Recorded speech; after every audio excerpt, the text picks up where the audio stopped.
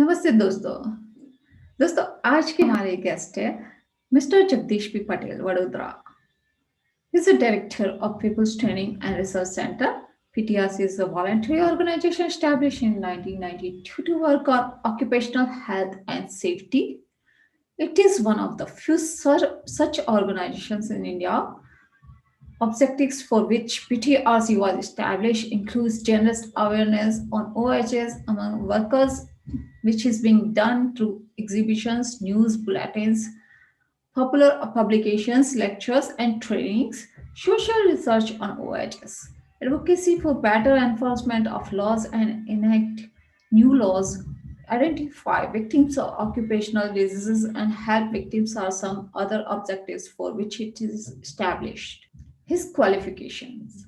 His diploma in chemical engineering, industrial engineering, and industrial safety. Courses for workers and teachers. International courses on injury control, training organized jointly by Karolinska Institute, Sweden, and IIT New Delhi.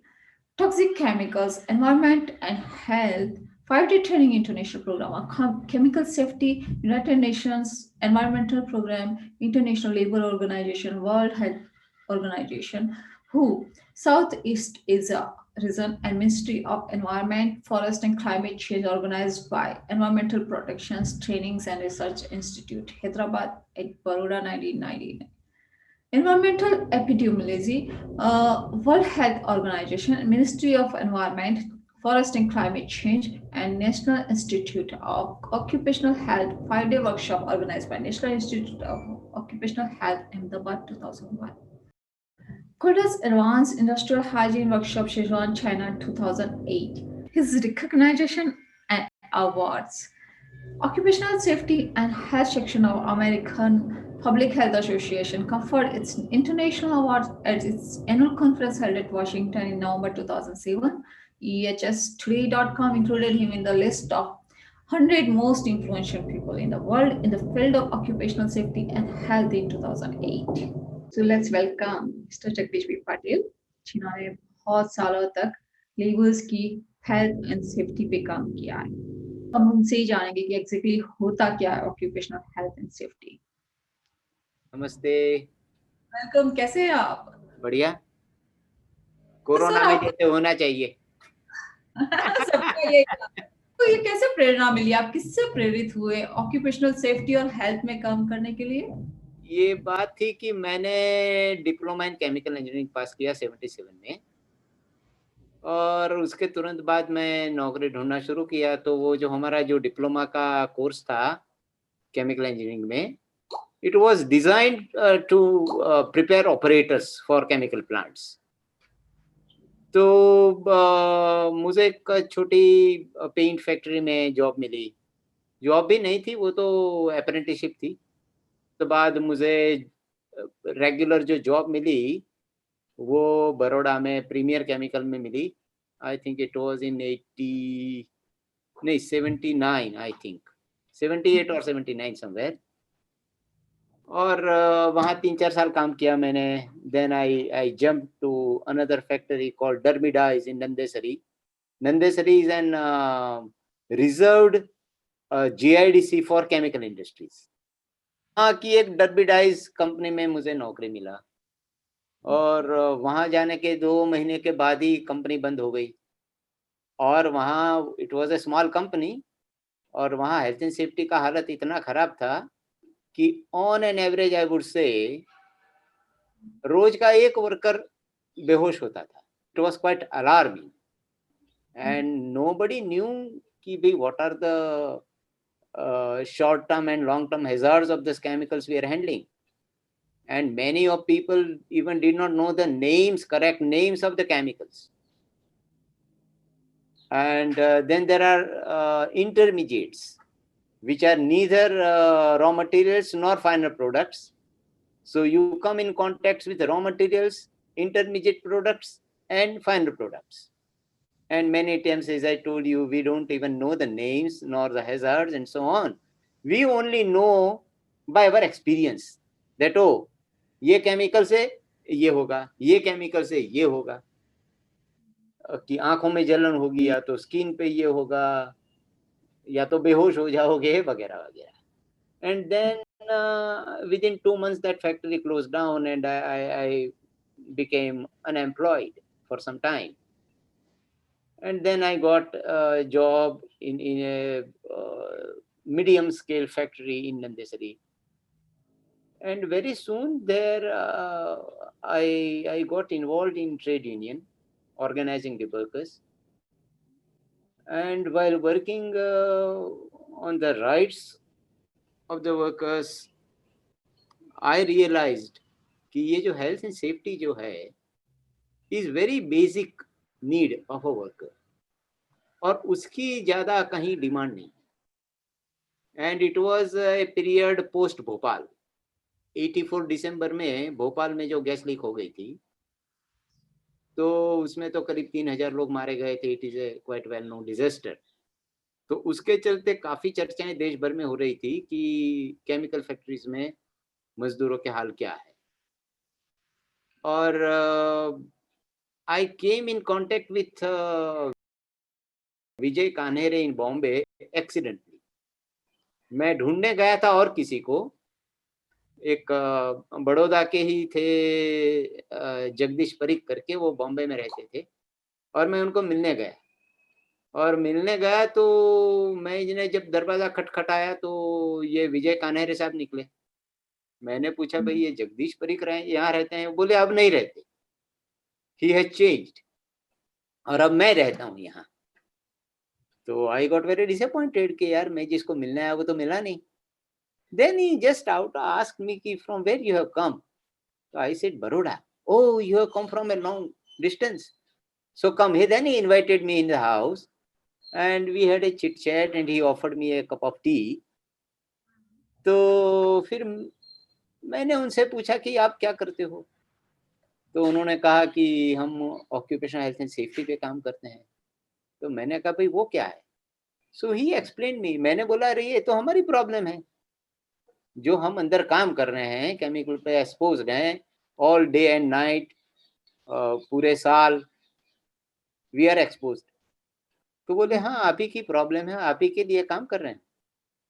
और वो और जगदीश परीख साथ में काम करते थे. तो मेरा जो मकसद था जगदीश परीख को मिलने का, वो तो हो गया मेरा पूरा, और एक नई पहचान हो गई, नए subject I got introduced. And then he invited me to a workshop in December 85 in Bombay. So I traveled again to Bombay in December 85, attended that one-day training program, not training, workshop. और वहाँ ये हाल था कि they were expecting some 60-70 participants. उसके बजाय वहाँ मुश्किल से 10 लोग थे. और out of those 10, I think we 5 were from Baroda. तो उनको लगा कि भाई बड़ौदा में कुछ बहुत सीरियस प्रॉब्लम्स है हेल्थ एंड सेफ्टी के. तभी 5 वर्कर्स आए ट्रैवल करके, और हमें अपनी छुट्टी भी लेकर के जाना था. तो दे थॉट कि भाई देयर इज समथिंग सीरियस. तो उस वर्कशॉप में हमें बहुत सारी जानकारी मिली, बहुत सारा लिटरेचर मिला, और वो लिटरेचर पढ़ के मुझे बहुत ही मज़ा आया, और मुझे लगा कि ये काम करने की बहुत ही ज़रूरत है. Because it was I was looking at with reference to my own experience working at shop floor in chemical factories. So that's how I got interested working on health जी. and safety. आप director है people's training and research centre के, हाँ तो जी. वो क्या क्या कार्य करती है? 87 में एक व्यावसायिक स्वास्थ्य सुरक्षा मंडल बनाया. ओके. 86 में ही बनाया. 85 दिसंबर में ये प्रोग्राम हुआ बम्बई में, और 86 फरवरी में समवेयर हमने कुछ लोगों ने, लोकल लोगों ने व्यावसायिक स्वास्थ्य सुरक्षा मंडल बनाया. और तब हमको था कि भाई हमारा काम रहेगा मजदूरों में जागृति बढ़ाना, उनको इन्फॉर्मेशन देना. तो 2 बातों का इन्फॉर्मेशन था. एक तो हैजार्ड्स ऑफ वर्क, कि आपके काम में क्या क्या जोखिम है, उसकी जानकारी हमको देना है. और दूसरा था कि कानून क्या है, कि आपके लिए, आपकी हिफाजत के लिए सरकार ने क्या कानून बनाए हैं, so that they can take advantage and protect themselves. तो उसको लेकर के हमने कुछ कार्यक्रम शुरू किए, और जब काम शुरू किया तो हमारी समझ में आया कि this is a very huge subject, एक समंदर जितना ये पूरा विषय है, क्योंकि कोई काम ऐसा नहीं है कहाँ कोई ना कोई जोखिम नहीं है। चाहे तुम स्कूल में टीचर हो, चाहे खेत में काम कर रहा हो, चाहे तुम मछलियां पकड़ने जाते हो समंदर में, या तो माउंटेनियर हो, कुछ भी हो, तो हर काम में कोई ना कोई जोखिम है। तुम्हारा जो रिक्रिएशन इंडस्ट्री है, तो हमने सुना है कि भाई अमिताभ बच्चन को कैसे कुली के टाइम में एक्सीडेंट हो गया था, और वो संजय खान आग में कैसे झुलस गए थे, और नरगिस दत्त भी आग से बच गई थी, जिनको सुनील दत्त ने बचाया था शूटिंग के दौरान। तो कोई क्षेत्र ऐसा नहीं है जहां कोई जोखिम नहीं है। And we thought of establishing an registered organisation, क्योंकि हमारा स्वास्थ्य सुरक्षा मंडल was not in registered organisation. ने सोचा कि ये नाम तो हम काफी ब्रॉड रख रहे हैं कि ट्रेनिंग एंड रिसर्च, लेकिन हम फोकस रहेंगे health and safety at work पे।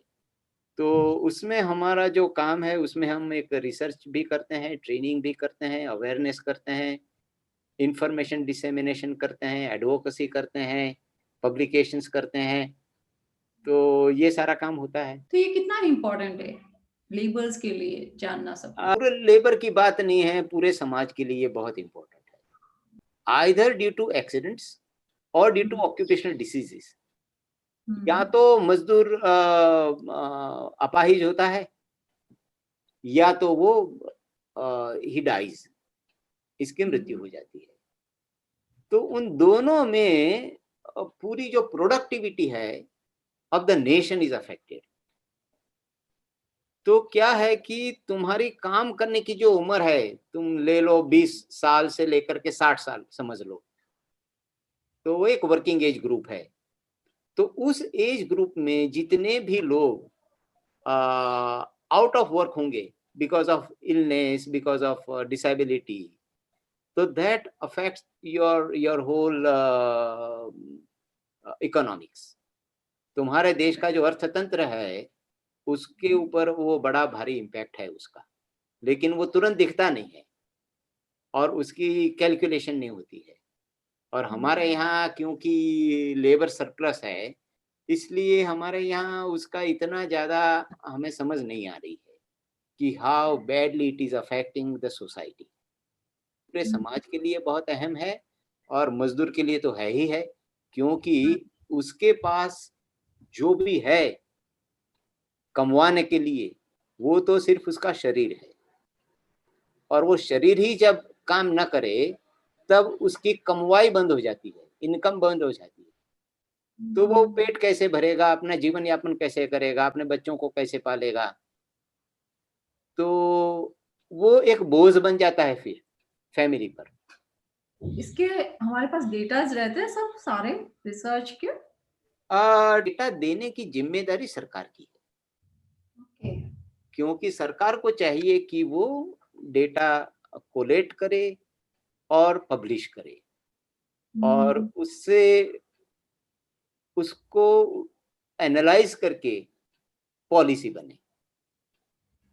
और हमारे यहाँ डेटा की सबसे ज्यादा कमी है।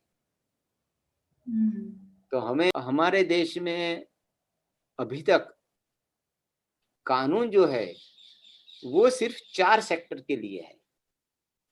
एक है फैक्ट्री वर्कर्स, और फैक्ट्री का मतलब है मैन्युफैक्चरिंग, और वो मैन्युफैक्चरिंग सेक्टर भी पूरा सुरक्षित नहीं है, यानी कि not fully covered by the law, क्योंकि फैक्ट्रीज एक्ट में ये है प्रावधान कि 10 या 10 से ज्यादा मजदूर होंगे तभी ये एक्ट लागू होगा।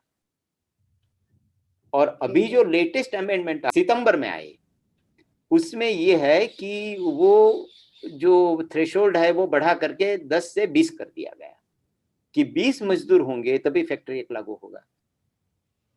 अब यदि फैक्ट्री एक्ट जिसको लागू है, उन्हीं यूनिट्स को चाहिए कि वो रिपोर्ट करे एक्सीडेंट्स को, Otherwise, the smaller units are not required to report the accidents.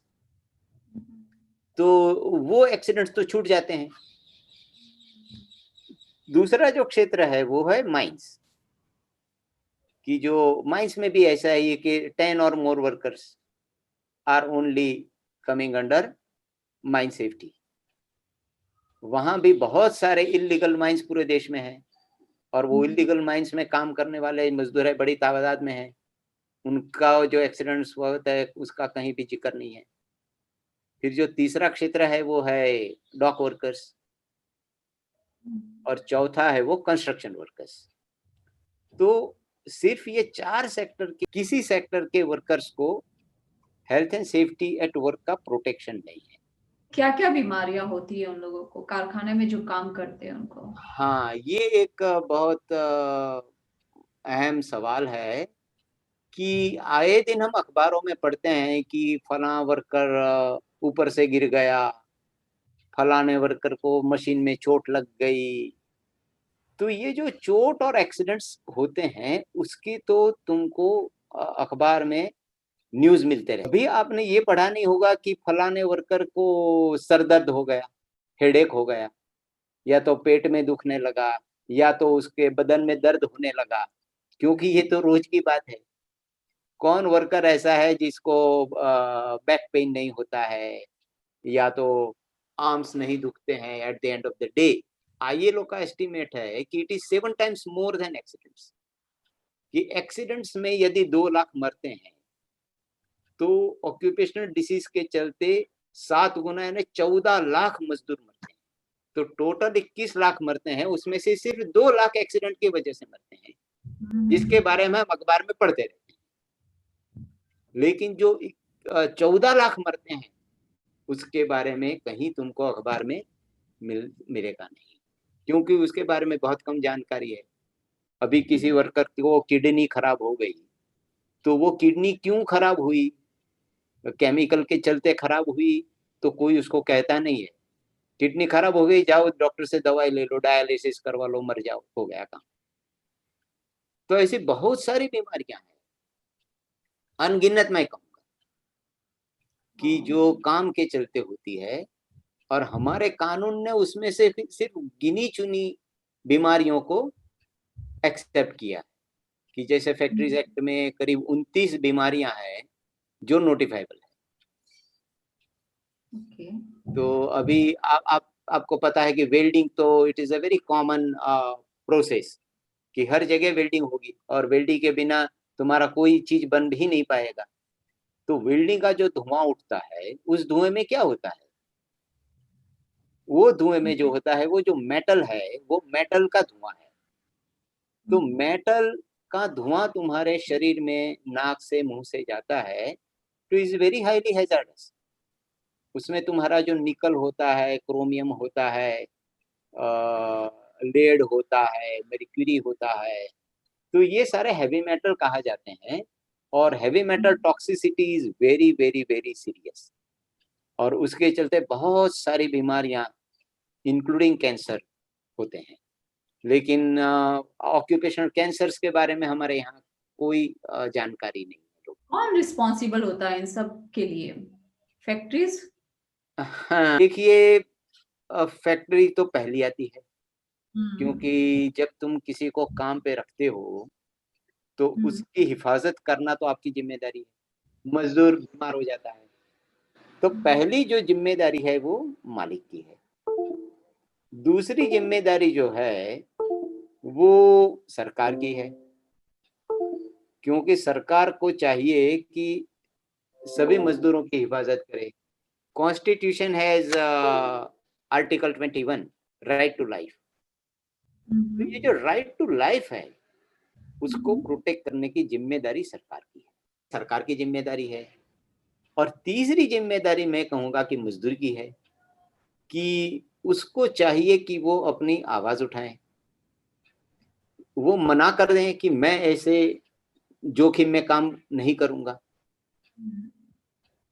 लेकिन यहाँ मजबूरी है, उसको पता तो होता है कि मैं जो काम कर रहा हूँ वो जोखिम भरा है, मेरे स्वास्थ्य को खराब कर सकता है, एक्सीडेंट हो सकता है, लेकिन मैं करूं तो क्या करूं, कैसे करूं, कहाँ जाऊं, और मैं करूंगा तो मैं भुगतूंगा, मुझे नौकरी से निकाल दिया जाएगा, मुझे ब्लैकलिस्ट किया जाएगा, तो मैं अपना और अपने परिवार का जीवन यापन कैसे करूंगा।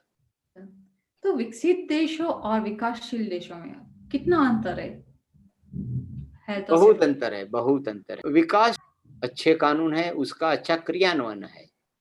तो हेल्थ एंड सेफ्टी के लिए जैसे कि 1970 में अमेरिका में occupational safety and health act, OSHA, वो कानून बनाया गया, और वो कानून बनाने के पीछे वहां के मजदूरों का बहुत सालों से डिमांड रही, आंदोलन रहा।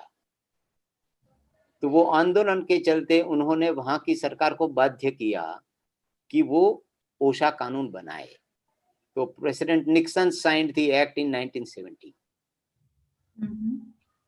और वो इतना अच्छा कानून है कि almost workers in all economic sectors have been covered.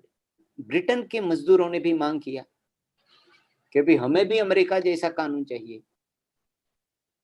तो वहां की सरकार ने 1974 में health and safety at work act, हसावा, पारित किया, और उन बड़े दो देशों में ये हुआ, उसके चलते पूरे दुनिया में काफी जागृति आई मजदूरों में। बहुत जगह मजदूरों ने मांग करना शुरू कर दिया, और ILO ने 1981 में कन्वेंशन पास किया, कन्वेंशन 155। तो ये जो कन्वेंशन 155 है, जिसके बारे में हमने ये निकाला है ओके। पत्रिका, because people don't know what convention 155 is. यदि रेटिफाई करता है तो हमारे यहाँ भी अमेरिका में जो ओशा एक्ट बना है उस टाइप का एक्ट बनाना जरूरी होगा। तो ये जब सितंबर में occupational safety and health code नया जो आया, OSH कोड, तब हमें बहुत उम्मीद थी कि अब हमारे यहाँ बड़ा बदलाव आएगा और बहुत सारे मजदूर जो छूट गए हैं उनको अभी प्रोटेक्शन मिलेगा, लेकिन ये हुआ नहीं। तो जो मैंने 4 सेक्टर पहले बताए, खदान है, फैक्ट्रीज है, कंस्ट्रक्शन है और डॉक वर्कर्स है, वही 4 रहे हैं। तो उसमें कोई बढ़ोतरी नहीं हुई, कोई बदलाव नहीं आया, सिर्फ एक आया कि नया कानून। तो उन्होंने 4 बहुत सारे कानून को साथ में मिलाया, लेकिन उससे बदलाव नहीं आया, किसी एक सेक्टर के वर्कर को नया प्रोटेक्शन नहीं मिला है।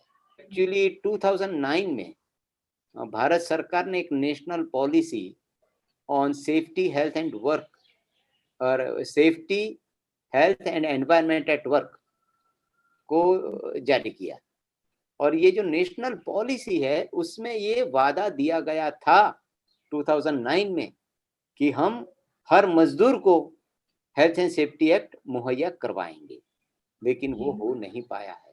तो सर कितने साल से आप ये कार्य कर रहे हैं? जैसे मैंने बताया 1985, ऑलमोस्ट 35 इतने साल हो गए। आपको लगा कि कुछ डेवलपमेंट हुआ है, आपको कुछ सफलता मिली है इस कार्य में? जब हमने काम शुरू किया तो हमारे सामने ये था कि हम क्या काम करेंगे, इतना बड़ा क्षेत्र है और हम तो 1-2 आदमी हैं, कैसे क्या करेंगे, हम कहाँ पहुंच पाएंगे। तो हमको कुछ तय करना पड़ेगा कि हम इतना एक लिमिटेड काम करेंगे। तो ये जो बड़े जो 2 विभाग है, जैसे एक्सीडेंट्स और डिसीजेस, तो हमने तय किया कि we will work on diseases not accidents, क्योंकि एक्सीडेंट में तो क्या है कि ब्लड दिखता है तो कहीं ना कहीं थोड़ी सिंपैथी आ जाती है, लेकिन जहां ब्लड नहीं दिखता है वहां कोई सिंपैथी नहीं है। तो हमने तय किया कि हम डिसीजेस पे काम करेंगे। तो डिसीजेस में भी बहुत सारे डिसीजेस है, तो हम क्या काम करेंगे। तो हमने सोचा कि भाई हम ऐसे डिसीज पर काम करेंगे जहां मौत हो जाती है जल्दी, प्री मैच्योर डेथ हो जाती है वर्कर की। तो silicosis is one such disease कि जहां मजदूर 35, 40, 50 की उम्र में उसकी डेथ हो जाती है। और ये बहुत सारे ऐसे ऑक्यूपेशंस है जहाँ ये डिसीज होने की संभावना है। जिस क्षेत्र में वर्कर बहुत सिलिकोसिस से मारे जाते थे, वहां वर्कर को सिलिकोसिस वर्ड पता नहीं था, वो टीबी टीबी करते थे कि हाँ हमारे काम में टीबी होता है और टीबी से मर जाते हैं। फिर हमने उनको जानकारी देना शुरू किया कि ये टीबी नहीं है, how it is different from TB, क्योंकि टीबी की तो दवाई है, टीबी की दवाई खाओगे तो टीबी ठीक हो जाएगा, लेकिन इसकी कोई दवाई पूरी दुनिया में नहीं है, तो दवाई लेने के बावजूद तुम मर जाओगे। तो ये सिलिकोसिस है करके हमने एग्जैक्टली होता है लंग्स का issue, right? Yes, incurable lung disease. तो ये इस- कोविड जैसा हो गया कि जिसकी कोई दवाई ही नहीं है, और मजदूर को तो सुबह उठ के काम करना ही है, तो he is exposed. And silicosis is not the only disease. फिर Okay. There are several other diseases caused due to dust. तो लंग के ही तुम डिसीजेस देखो, डस्ट रिलेटेड लंग डिसीज। तो हमने 1990 में एक national campaign on dust related lung disease शुरू किया, जिसमें जो कॉटन मिल्स होती है, टेक्सटाइल मिल्स, उसके अंदर कॉटन डस्ट उड़ती रहती है, और वो कॉटन डस्ट के चलते जो डिसीज होता है उसको कहते हैं बिसिनोसिस, कि it is one of the most hazards mineral in the world, और करीब more than 70 countries have put ban on asbestos. लेकिन अभी भारत में उसके ऊपर कोई बैन नहीं है, और वो यदि आप कोई 2 व्हीलर या 4 व्हीलर चलाते हो तो उसमें भी एस्बेस्टोस है। हमारे यहाँ जो सीमेंट की छत होती है, तो वो एस्बेस्टोस सीमेंट की छत में एस्बेस्टोस होता है। तो उसके करीब 3000 प्रोडक्ट्स हैं एस्बेस्टोस के, जिसके बारे में हमें पता ही नहीं है। और वो एस्बेस्टोस के चलते लंग का जो डिसीज होता है उसको कहते हैं एस्बेस्टोसिस। उसके चलते लंग का कैंसर भी हो सकता है, और उसके चलते मेसोथेलियोमा का कैंसर भी हो सकता है। अभी ये जो मेसोथेलियोमा है वो लंग को प्रोटेक्ट करने वाली एक आउटर कवर है, जिसे मेसोथेलियम कहते हैं। तो ये मेसोथेलियोमा का cancer is very rare cancer. Iron dust होती है, उससे साइडरोसिस हो सकता है।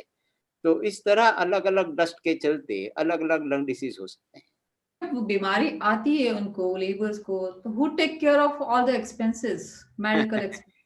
Worker himself, Oh because no. if he is not, in most cases he is not covered by any social security law. यहाँ जो सबसे बड़ा जो सोशल सिक्योरिटी एक्ट है वो ईएसआई एक्ट है, और ईएसआई के अंडर जो कवर्ड है उनको आईपी यानी इंश्योर्ड पर्सन कहा जाता है।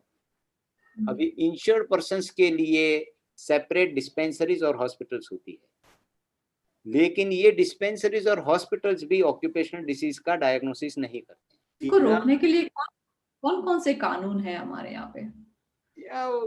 मैंने जैसे कहा, फैक्ट्रीज एक्ट है, कंस्ट्रक्शन वर्कर्स एक्ट है, माइंस एक्ट है, ज्यादा कानून भी नहीं। और वो कानून में भी जैसे मैं बताऊं कि अभी फैक्ट्रीज एक्ट में एक शेड्यूल 2 था, जो भोपाल एक्सीडेंट के बाद 1987 में factories act was amended in a big way. उस टाइम ये शेड्यूल 2 उसके अंदर डाला गया। वो ये था कि तुम्हारा जो वर्क एनवायरनमेंट है, वो वर्क एनवायरनमेंट में कितने पोल्यूटेंट हो सकते हैं, होना चाहिए या नहीं। तो उसको थ्रेशोल्ड लिमिट वैल्यू बोलते हैं, कि जैसे शोर, तो कितना शोर होगा तब तक चलेगा। तो कानून ने कहा कि 90 डेसिबल तक आवाज होगी तो चलेगा, 90 डेसिबल से ऊपर होगा तो नहीं चलेगा। तो इस तरह करीब 120 मटेरियल्स की threshold limit values were decided in schedule 2। और अब जो OHS कोड जिसके अंदर फैक्ट्रीज एक्ट को समाया गया है, उस OHS कोड में से वो शेड्यूल निकाला गया। अभी हमें पता नहीं चलता कि क्यों निकाला गया और उसको कैसे आगे बढ़ाओगे। एक्चुअली वो 120 का जो लिस्ट था वो 84 के बाद उसमें अमेंडमेंट नहीं हुए, उसको तो अभी हमें 300-400 तक ले जाना चाहिए, लेकिन हम 120 पे अटक गए, प्रोग्रेस कुछ किया नहीं। और वो प्रावधान भी सिर्फ पेपर पे रहे, क्योंकि कितने कारखानों में आवाज नापी जाती है, कितने कारखानों में क्लोरीन नापा जाता है कि whether it is within limit और it is more than limit. तो कानून तो बनाए लेकिन उसका क्रियान्वयन बहुत ही पुअर रहा। तो आईएलओ और अन्य इंटरनेशनल ऑर्गेनाइजेशन, उनकी क्या भूमिका रहती है इसमें? देखिए, आईएलओ की जो भूमिका है वो तो तुमको मार्गदर्शन करना है, दिशा दिखाना है, चलना या नहीं चलना आपके ऊपर है। आप कहोगे मैंने ताकत नहीं है, मैं नहीं चल पाऊंगी, तो कोई बात नहीं। आईएलओ ने तो दिशा दिखाएगी कि आपको ईस्ट में जाना है लेकिन आप तो बैठ गए, आप में ताकत ही नहीं है। तो आईएलओ ने बहुत सारे कन्वेंशंस और रिकमेंडेशंस बनाए हैं। कई बार वो स्टेट गवर्नमेंट्स को, यानी कि स्टेट को वो गाइड करते हैं। सिलिकोसिस प्रिवेंशन के लिए एक पूरा प्रोग्राम बनाने के लिए उन्होंने सिफारिश की थी, लेकिन आज तक हमने नहीं माना वो। दो it is very important, it has limitations. So how can we improve workplace safety को? हम कैसे इम्प्रूव कर सकते हैं? मुश्किल है, बहुत मुश्किल है, बहुत ही मुश्किल है, क्योंकि पॉलिटिकल विल होगी तभी ये हो पाएगा। नहीं, यहाँ मजदूर में ताकत नहीं है कि वो उठ खड़ा हो जाए। उसके जो ऑर्गेनाइजेशन है, मेनली ट्रेड यूनियंस, वो 1990 में जो हमारी न्यू इकोनॉमिक पॉलिसी आई उसके बाद बहुत वीक हो गए, उनकी मेंबरशिप कम हो गई। वो बोलते हैं उसको कोई सुनने वाला है नहीं। तो पूरी कैपिटलिस्ट सिस्टम में जिसको विकास कहा जाता है, वो विकास में एक ही बात है कि तुम रोजगार का सर्जन करो। जो यूनाइटेड नेशंस के जो सस्टेनेबल डेवलपमेंट गोल है, एसडीजी, जो बाय 2030 हमें अचीव करना है, उसमें 8.8 जो है एसडीजी, वो है डिसेंट वर्क। वो डिसेंट वर्क होगा जहां तनख्वाहें अच्छी मिलती है, वो डिसेंट वर्क है जहां एक्सीडेंट्स कम होता है, वो डिसेंट वर्क है जहां वर्क एनवायरनमेंट पोल्यूटेड नहीं है, जहां वर्कर की हिफाजत होती है, जहां वर्कर एक अच्छी गर्व से अपना जीवन जी सके, ऐसा माहौल हो। तो इंटरनेशनल ऑर्गेनाइजेशन ये सारी बातें करते हैं, लेकिन हमारी सोसाइटी अभी उसके लिए तैयार नहीं है। मूल रूप से ये जो शुरू हुआ था वो सेकंड वर्ल्ड वॉर के बाद हुआ था, कि सेकंड वर्ल्ड वॉर में ये जो the countries which where on war, उनको चाहिए था कि उनका देश जीत जाए, और जीतने के लिए उनके जो सैनिक लड़ रहे थे उनको सप्लाई चाहिए था, उनको कपड़े चाहिए, खाना चाहिए, उनको शस्त्र चाहिए, सब कुछ चाहिए। वो समय पे नहीं मिलेगा तो वो हार जाएंगे, मुकाबला नहीं कर पाएंगे। तब जाकर के पता चला कि भाई अपने यहाँ सप्लाई क्यों देर से आ रही है, क्यों धीमा है प्रोडक्शन। तो पता चला कि भाई कारखानों के आधे वर्कर तो एक्सीडेंट के चलते घर पे बैठे हैं। तब समझ में आया कि अरे ये तो नहीं चलेगा भाई, वो सुधार करो, एक्सीडेंट होना ही नहीं चाहिए। तब से लेकर के ये पूरा बात आया, लेकिन भारत अभी तक उस स्थिति में नहीं आया है, हमने वो स्थिति देखी नहीं है अब तक। तो हमें इंतजार करना पड़ेगा कि वो स्थिति कब आएगी। आएगा, आपकी मेहनत तो रंग लाएगी ना सर। धन्यवाद।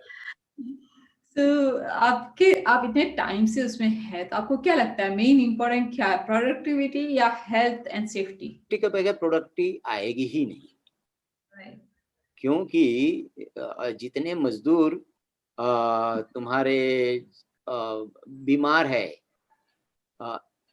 वो धीमा काम करेंगे ना, if they are not comfortable.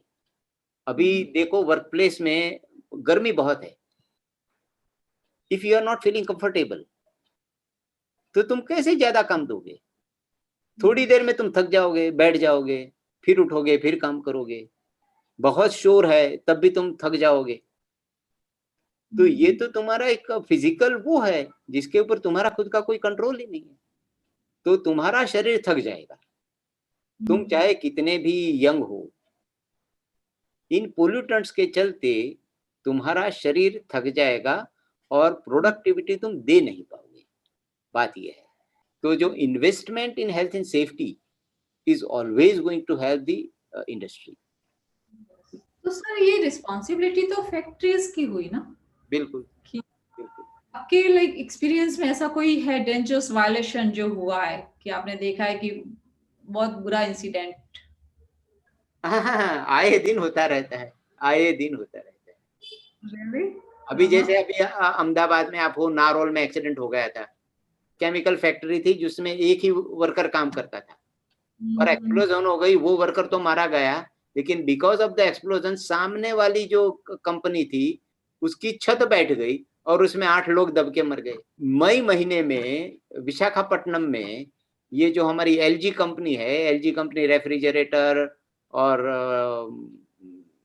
AC और सारी चीज इलेक्ट्रॉनिक चीज बनाते हैं, जो इंटरनेशनल मल्टीनेशनल कंपनी है कोरिया की, उसका जो इकाई है विशाखापट्टनम में, एलजी पॉलीमर्स करके, वहां से रात को 3 बजे स्टाइरिन गैस लीक हो गई और करीब 15 लोग मारे गए। और ऐसा एक दो नहीं है, बहुत सारे हादसे कंटिन्यूअसली होते रहते हैं भारत तो इनको कैसे रोक सकते हैं हम लोग? में। वही जागृति, और जैसे मैंने कहा पॉलिटिकल विल, यदि हमारे नेता चाहते हैं तो नेता तो जरूर कर पाएंगे। तो एक एक और है हमारी ब्यूरोक्रेसी, दूसरी ओर है जुडिशियरी, तीसरी ओर है वर्कर। तो ये सारे जो है, क्या होता है कि जैसे फैक्ट्रीज एक्ट के तहत फैक्ट्री इंस्पेक्टर है, वो गए। अभी मैं देख रहा था 18 और 19 का डेटा गुजरात का, तो बहुत सारे केसेस तो कंप्लेंट फाइल हुए जी। और करीब कितने 10-15 लाख रुपया फाइन हो गया, लेकिन किसी को जेल नहीं हुई, एक भी आदमी को जेल नहीं हुई। मर गए कितने, 200 से अधिक, 2 साल में करीब 400 मजदूर मारे गए, लेकिन 400 मजदूरों को मारने के लिए किसी एक को जेल नहीं हुई। तो जब तक तुम जेल नहीं करोगे कैसे लोग डरेंगे? फाइन तो भर के आएंगे, ठीक है 5,000, 10,000, 20,000 ले लो फाइन। जी जी, बहुत सोचने वाला पॉइंट है ये। बहुत लाइक इतने मजदूर मर रहे हैं, इतने मजदूरों को बीमारियां हो रही है। मैंने देखे कुछ वीडियोस जिसमें उनको ब्रीदिंग प्रॉब्लम हो रहा है। और सो सो क्या क्या एडवांटेज है अगर अगर अच्छा हाउस कीपिंग जो हो जाए फैक्ट्रीज में, अच्छा एनवायरनमेंट क्रिएट कर दे, तो क्या क्या एडवांटेज हो सकते हैं? वेल्डिंग का धुआं हो या तुम्हारा ग्राइंडिंग से निकलता डस्ट होगा, है ना, उस सारे को, वो तो देखो प्रोसेस करोगे तो होना ही है। आपको ये देखना है कि you have to prevent it from entering someone's body. वो धुआं या डस्ट किसी के नाक से उसके शरीर में जाना नहीं चाहिए। उसके पहले ही उसको खींच करके सेफ जगह ले जाना चाहिए, तो उसके लिए इसमें इन्वेस्टमेंट होती है। पीपी किट जैसा कुछ होता है ना कि वो पहन ले तो? अभी again it's a good question. PPE is last line of defense. It cannot be an alternate. ये धुआं उड़ता है, मैं कुछ नहीं कहूंगा, तुम एक मास्क पहन लो, इट डजंट वर्क, बिकॉज ये जो मास्क होता है उसके अंदर जो छोटे छोटे पोर्स होते हैं, उसी के चलते तुम्हारी सांस आती जाती रहती है। वो आती जाती नहीं तो आप मर जाओगे, है ना। तो उसी पोर्स से ये धुआं और डस्ट अंदर भी जाएगा, तो उससे तुम्हारा एडिक्वेट प्रोटेक्शन होता नहीं है। तो मूल बात यह है कि भाई कानून ने कहा है कि तुम्हारा जो डस्ट लेवल है वो इतना होना चाहिए, तो सबसे पहले आपको वो करना पड़ेगा कि उसको मेंटेन करो, उसके बाद तुम मास्क दे दो। अब तुम वो जो थ्रेशोल्ड लिमिट वैल्यू है उसको मानते नहीं हो, नापते नहीं हो, कितना भी धूल उड़े उड़ने देते हो, और फिर कहते हो कि तुम मास्क पहन लो बचना है तो, और उससे मास्क से बचाव होगा ही नहीं, क्योंकि mask can not filter the micro dust particles, क्योंकि तुम्हारी लंग की जो अल्वियोली है वो अल्वियोली में 2 से 5 माइक्रोन साइज के ही डस्ट पार्टिकल जा सकते हैं। उससे बड़े जो है वो तुम्हारे नाक में छलनी हो जाएंगे। नाक में जो बाल होते हैं और तुम्हारा म्यूकस होता है उसमें वो अटक जाते हैं।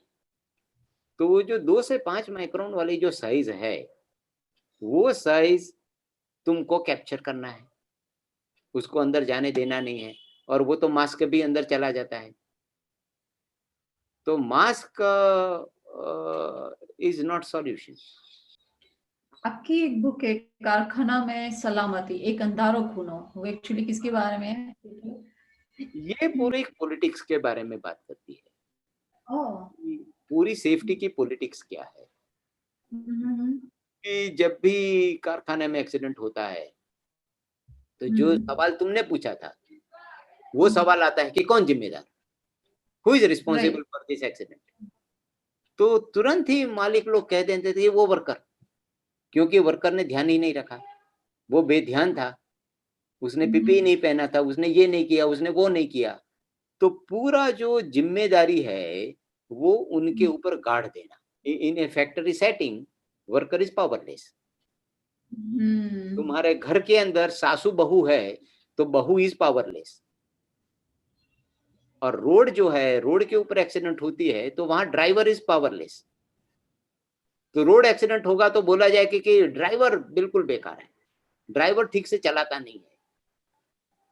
घर में कुछ बच्चा गिर गया तो सास बहू को बोलेगी कि तुमने बच्चे का ध्यान नहीं रखा।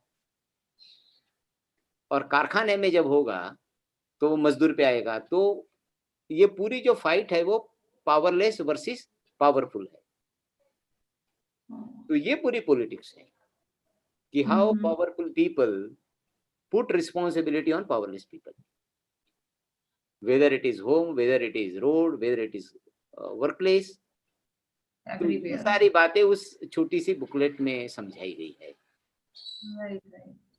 तो सर जब काम आपने स्टार्ट किया और आज हालातों में कितना डिफरेंस आया?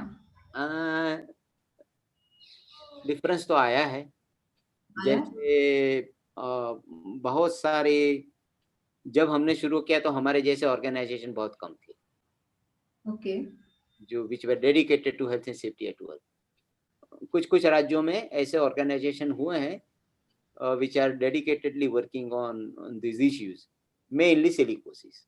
नेशनल ह्यूमन राइट्स कमीशन है, अच्छी तरह से उसको एड्रेस किया और उसने हम जैसे ऑर्गेनाइजेशंस को एनकरेज किया कि हम लोग कंप्लेंट्स फाइल करें उनके सामने।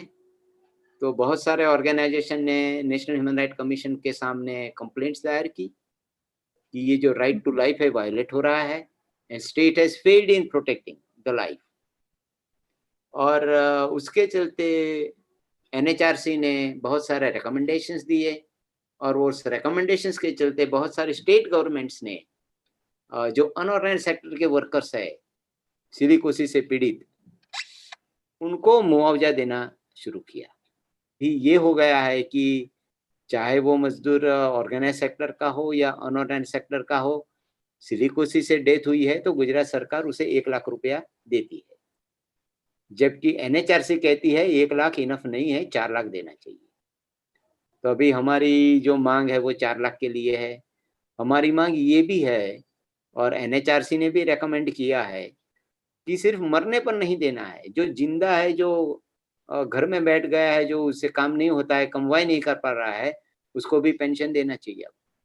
तो जैसे हरियाणा गवर्नमेंट 5,000 रुपया पेंशन देती है ऐसे मजदूरों को, राजस्थान गवर्नमेंट भी पेंशन देती है। बदलाव इतना आया है कि बहुत सारे मजदूरों में जागृति आई है। एनएचआरसी के चलते बहुत सारे स्टेट गवर्नमेंट्स को कुछ ना कुछ कदम उठाने पड़े हैं और बदलाव है वो बहुत धीरे आ रहा है, लेकिन आ जरूर रहा है। अगर मजदूर को पता चल जाए कि फैक्ट्रीज में कुछ वायलेशन हो रहा है तो वो कहाँ पे कंप्लेन कर सकता है? कुछ ऐसा बहुत डरता है ना, उसको नौकरी से निकाल दिया जाएगा तो वो नहीं करेगा, कुछ भी पता होने के बावजूद नहीं करेगा। तो आप क्या अच्छा सा मैसेज देना चाहोगे एम्प्लॉयर्स को भी और एम्प्लॉयज को भी? नहीं, सीधी बात है कि यदि एम्प्लॉयर्स हेल्थ एंड सेफ्टी में इन्वेस्ट करते हैं हम्म, तो उनको कोई खामियाना भुगतना नहीं पड़ेगा, क्योंकि वो इन्वेस्टमेंट सीधा निकल जाएगा। क्योंकि when workers are better protected, उनकी प्रोडक्टिविटी बढ़ जाती है, राइट। उनकी जो सिकनेस के डेज ऑफ सिकनेस है वो कम हो जाते हैं। तो उस सब के चलते फायदा है। लेकिन जो सबसे बड़ी प्रॉब्लम है वो अपने यहाँ ये है कि 93% of workers are in unorganised sector, only 7% workers are in organised sector. तो जो 93% वर्कर्स है, जहाँ एम्प्लॉयर एम्प्लॉय रिलेशनशिप ही वेल एस्टेब्लिश नहीं है, वहां सरकार को बहुत कदम उठाने की जरूरत है और वहां सरकार को भी इन्वेस्टमेंट करना पड़ेगा, तब जा करके हमारे यहाँ कुछ बदलाव दिखेगा। आप जैसे लोग काम कर रहे हैं तो डेफिनेटली जल्दी चेंज आएगा।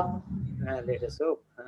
बहुत इंसाइटफुल सेशन था ये, मतलब कि बहुत से लोगों को पता नहीं होगा कि क्या क्या बीमारियों से गुजरते हैं मजदूर लोग। आप बहुत अच्छा कार्य कर रहे हो। Thank you for your time. Thank you sir, thank you so much. आपके जरिए ये बात बहुत सारे आपके दर्शकों तक पहुंचे और सभी लोग अपना हाथ बटाएं, क्योंकि इक्का दुक्का लोग इसमें ज्यादा कुछ नहीं कर पाते हैं। तो हम सबको मिलकर के इस समाज को बनाना है, बढ़ाना है और बचाना। Thank you viewers for joining us. Thank you.